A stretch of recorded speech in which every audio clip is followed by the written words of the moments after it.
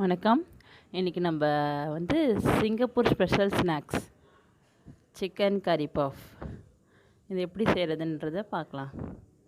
இது வந்து ரொம்ப ஈஸியான ஸ்நாக்ஸ் தான். இதுக்கு வந்து ஒரு பவுலில் ஒரு கப் மைதா மாவு அது போட்டுக்கோங்க. அப்புறம் கொஞ்சம் உப்பு, தேவையான அளவு உப்பு சேர்த்திக்கோங்க. அப்புறம் கொஞ்சம் ஸ்வீட்னஸ் இருக்கும் அவங்க அந்த சிங்கப்பூர் ஸ்நாக்ஸ் இது எல்லாத்துலேயுமே.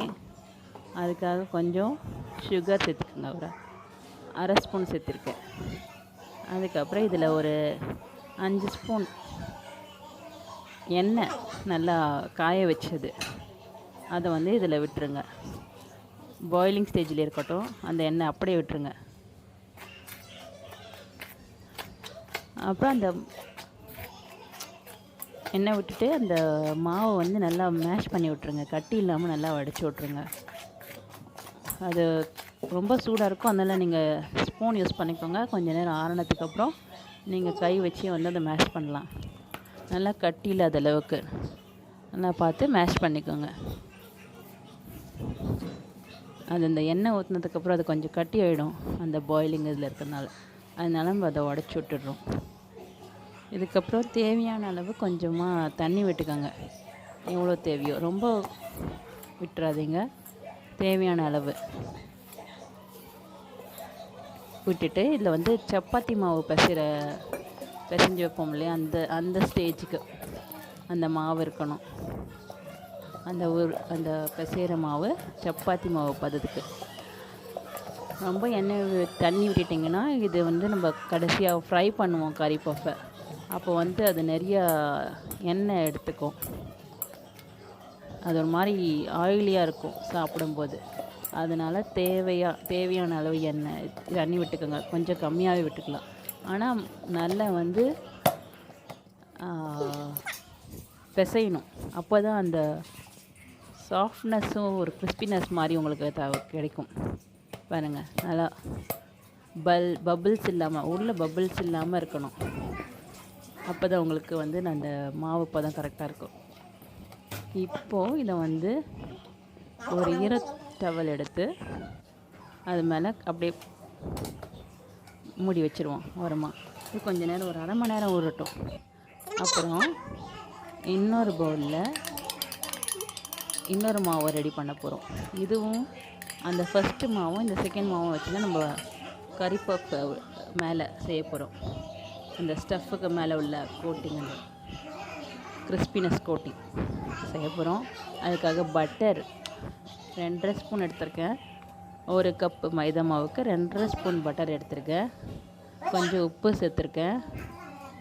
சேர்த்துட்டு இதுக்கும் கொஞ்சம் சுகர் சேர்த்துக்கோங்க. சேர்த்துட்டு அந்த பட்டரை நல்லா, பட்டரு எல்லாத்தையும் நல்லா மேஷ் பண்ணி விட்ருங்க. கட்டி இல்லாமல், முக்கியமானது கட்டி இல்லாமல், பபிள் இல்லாமல் மேஷ் பண்ணி விட்ருங்க. நீங்கள் அதை கரெக்டாக செய்யும் போதே உங்களுக்கு அந்த உடைக்கும் போதே உங்களுக்கு வந்து அந்த இதெல்லாம் மாவு உருட்டுற ஸ்டேஜுக்கு வந்துடும். இருந்தாலும் கொஞ்சோண்டு தண்ணி ஆட் பண்ணிக்கோங்க. இதுவும் அந்த சப்பாத்தி மாவு பதம் தான் நம்ம ரெடி பண்ணி வைக்கணும். கொஞ்சம் தண்ணி விட்டுக்கலாம். கொஞ்சம் ரொம்பவே கம்மியாக ஊற்றுறேன். இதுலேயும் அது வந்து நம்ம உருண்டை பிடிக்க முடியும் நம்மளுக்கு. வாங்க, இப்போது இந்த அளவுக்கு, இது ஒரு சப்பாத்தி மாவு அளவு பரட்டி வச்சாச்சு. இதெல்லாம் பட்டர் தான் மெயின். பாருங்கள், நல்லா பட்டர் எல்லாம் மேஷ் ஆகிடுச்சு, பபுள் இல்லாத உள்ள. இதையும் ஒரு டவல் எடுத்து, நல்லா டவல் எடுத்து க்ளோஸ் பண்ணி வச்சுருங்க. அப்புறம் ஒரு மிக்சியில் அரைக்கிறதுக்கு ஒரு 1.5 வெங்காயம், கொஞ்சம் கறி பவுடர், சாதாரண குழம்புக்கு யூஸ் பண்ணுறோம், குருமா குழம்புக்கு எல்லாம் யூஸ் பண்ணுவோம் இங்கே தமிழ்நாட்டில். அது கொஞ்சம் யூஸ் பண்ணி அதை கொஞ்சம் போட்டுக்கோங்க. ஒரு 1.5 ஸ்பூன் போட்டுக்கோங்க. அப்புறம் வேணும்னா வந்து மிளகாத்தூள் கூட நீங்கள் போட்டுக்கலாம். அதோடையே இன்னும் காரம் வேணும்னா. இதில் வந்து எண்ணெய் விட்டுட்டு, ஒரு வாணலியில் எண்ணெய் விட்டுட்டு அதுக்கப்புறம் அந்த அரைச்ச வெங்காயம் ப்ளஸ் இந்த கறி பவுடர் அதை வந்து இதில் நல்லா வதக்கிடணும். எண்ணெயிலேயே வதக்கணும் நல்லா. நீங்கள் இதில் வந்து வேணும்னா கொஞ்சம் இது போட்டுக்கலாம், மிளகாத்தூள் போட்டுக்கலாம். கொஞ்சம் பெரியவங்கெல்லாம் சாப்பிட்றாங்க அப்படின்னா பச்சை மிளகா கூட கட் பண்ணி போட்டுக்கலாம். அங்கெல்லாம் அது போட மாட்டாங்க சிங்கப்பூரில். அதனால் இது ப்ளைனாக தான் இருக்கும். இல்லைன்னா கொஞ்சம் காரம் இருக்கும், கொஞ்சம் ப்ளைனாக தான் இருக்கும். அதுக்கப்புறம் கொஞ்சம் இஞ்சி பூண்டு பேஸ்ட்டு போட்டு இதையும் சேர்த்து வதக்கிடலாம். நல்லா வதக்கிட்டு இப்போது கொஞ்சம் உப்பு போட்டுக்கோங்க, எவ்வளோ தேவையோ அவ்வளோ போட்டுக்கோங்க. கொஞ்சம் எண்ணெய் கூட ஆட் பண்ணிக்கலாம். நம்ம உருளைக்கிழங்கு போடும்போது கொஞ்சம் ஆட் பண்ணிக்கலாம். அடுத்து உருளைக்கிழங்கு நம்ம ஆட் பண்ண போகிறோம். நல்லா க்யூப்ஸாக அந்த மாதிரி சின்ன சின்ன க்யூப்ஸாக கட் பண்ணி வச்சுருக்கோம். உருளைக்கிழங்கு ஒரு 2 உருளைக்கிழங்கு நான் கட் பண்ணி வச்சுருக்கேன். இதை வந்து இதோட ஆட் பண்ணி போட்டுடுறேன். இந்த ஃப்ரை பண்ண வெங்காய விழுதோட இதையும் சேர்த்து நம்ம ஃப்ரை பண்ணிட போகிறோம். இப்போ இந்த சைஸ் வச்சுக்கோங்க. இது வந்து இந்த சைஸ் இருந்தால் தான் உங்களுக்கு அந்த கறி பஃப் உள்ளர வைக்கும்போது கரெக்டாக இருக்கும். கொஞ்சம் பெருசாக இருந்துச்சுன்னா அது நல்லா இருக்காது. இது வந்து இந்த மாதிரி பண்ணும்போது உங்களுக்கு ரொம்ப மேஷ் ஆகாது. உருளைக்கிழங்கு வேக வச்சு போட்டோம்னா ஒரு மாதிரி மேஷ் ஆகி ரொம்ப அது டேஸ்ட்டு சரியாக தெரியாது. அதனால நம்ம இப்படி பண்ணுறோம். இதில் கொஞ்சம் எண்ணெய் கூட ஆட் பண்ணிக்கிறேன். இன்னும் கொஞ்சம் இந்த எண்ணெயில் கொஞ்சம் வேகட்டும், இந்த இது ஃப்ரை ஆகட்டும். இப்போ வந்துடுச்சு கொஞ்சம் உருளைக்கிழங்கு 80% வந்துடுச்சு. இப்போது வந்து சிக்கன் ஒரு பவுல் சிக்கன் சின்ன சின்ன பீஸாக கட் பண்ணி வச்சுருக்கேன். போன்லெஸ் சிக்கன் பீஸஸ், குட்டி குட்டி பீஸு, சின்ன கியூப். அந்த உருளைக்கிழங்கு என்ன சைஸோ அதே சைஸ் தான் வச்சுருக்கேன். அதையும் போட்டு இதோட ஃப்ரை பண்ணிடுறேன். இதுக்கு தண்ணி தேவையில்லை. வேணும்னா ஒரு அரை ஸ்பூன் சேர்த்துக்கலாம். சேர்த்துட்டு இதை அப்படியே க்ளோஸ் பண்ணி வச்சிடலாம். க்ளோஸ் பண்ணி வச்சுட்டா அது பாட்டுக்கு வெந்துடும். ஒரு 10 மினிட்ஸில் அது வெந்துடும், சின்ன சின்னதாக கட் பண்ணிருக்கிறதுனால. பாருங்கள், இது இப்போது வந்து உருளைக்கிழங்கு சிக்கன் ரெண்டுமே நம்மளுக்கு தெரியுது, மேஷ் ஆகலை. நல்லா சாப்பிட்டோம்னா கடிப்படும், வாயில் கடிப்படுற ஸ்டேஜ் தான்.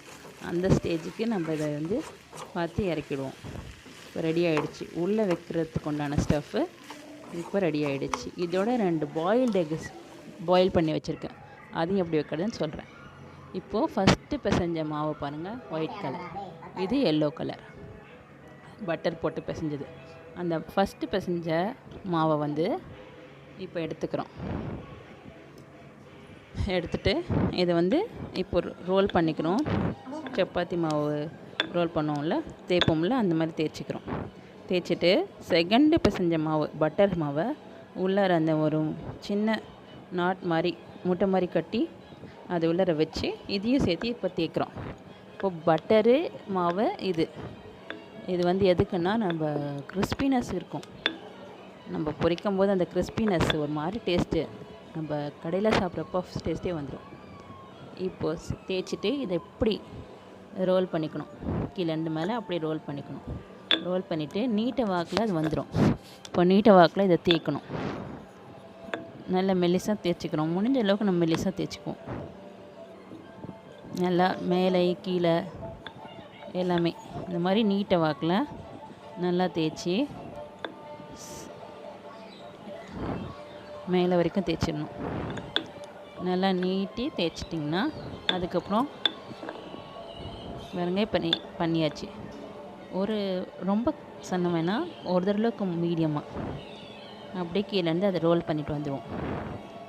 இப்போது இது ரோல் ஆகி இந்த மாதிரி மேலே பரோட்டாவை போடுறதுக்கு முன்னாடி ஒரு மாவு நம்ம தட்டுவோம், அந்த மாதிரி இதுக்கு வந்துடும். இப்போ அது வந்து எப்பயும் போல் சப்பாத்தி மாதிரி தேய்க்கணும். தேய்ச்சிட்டு இதுக்கு என்ன பண்ணுறோம், அந்த ஸ்டஃப்பு வைக்க போகிறோம். அந்த சிக்கன் செஞ்சோம் இல்லையா, சிக்கன் பொட்டேட்டோ மசாலா, அது 2 ஸ்பூன் வச்சுட்டு அதில் அந்த பாயில்டு எக் நான் சொன்னேன் இல்லையா, அது 2 பீசஸ் வைக்கிறேன். அரை எக்கு வச்சுருக்கேன். வச்சு அதை நல்லா க்ளோஸ் பண்ணிடுறோம். செமி சர்க்கிளாக க்ளோஸ் பண்ணிடுறோம். க்ளோஸ் பண்ணிவிட்டு இதை அப்படியே விட்டுறக்கூடாது. இதுக்கப்புறம் அந்த நாட்டு போட்ட மாதிரி கட்டை விரலால் அமுக்கி விட்றோம் நம்ம மேலே. ஏன்னா அது வந்து நம்ம பொரிக்கும் போது அது வெளிவராமல் இருக்கும் அந்த ஸ்டஃப்பு. அதுக்காக அந்த டிசைனாகவும் இருக்கும், அது வெளியில் வராது. அதுக்காக பாருங்கள் டிசைன்ஸ் வந்துருச்சு. அதே மாதிரி நம்ம பொரிக்கும் போது ஈஸியாக இருக்கும். இப்போ நான் ரெடி பண்ணிட்டேன். அதே மாதிரி எல்லாத்தையும் ரெடி பண்ணிட்டேன். இப்போ ஒரு வாணலியில் அது ஃப்ரை ஆகிற அளவுக்கு விட்டுட்டு அந்த கறி பஃப்பை ஒன்று ஒன்றா போட்டு இல்லை ரெண்டாக போட்டு நம்ம ஃப்ரை பண்ணிவிடுவோம். பாருங்கள் இப்போ 2 போட்டிருக்கேன். இது நல்லா இப்போது எண்ணெயெல்லாம் ஸ்டாப் ஆகிடுச்சி பாயில் ஆகிறது. அப்படின்னா அது நல்லா வெந்திருக்குன்னு அர்த்தம். இப்போ பாருங்கள் நல்லா வெந்துடுச்சு. இது நம்ம ஒரு பிளேட்டில் மாற்றிப்போம். நல்லா கிறிஸ்பியாக இருக்கும், இது சாஃப்டாக இருக்கும். உடைச்சா நம்மளுக்கு நல்லா சாஃப்டாக தெரியும், சாப்பிடும்போது கிறிஸ்பியாக இருக்கும். ரெடி ஆகிடுச்சு பாருங்கள். இது குழந்தைங்க சிக்கனுக்குனால குழந்தைங்க விரும்பி சாப்பிடுவாங்க. டீ டைம் ஸ்நாக்ஸ்க்கு வெரி குட் ஸ்நாக்ஸ் இது. ட்ரை பண்ணி பாருங்கள். ட்ரை பண்ணிட்டு பார்த்துட்டு எனக்கு கமெண்ட் பண்ணுங்கள், லைக் பண்ணுங்கள், ஷேர் பண்ணுங்கள், சப்ஸ்கிரைப் பண்ணுங்கள். தேங்க்யூ.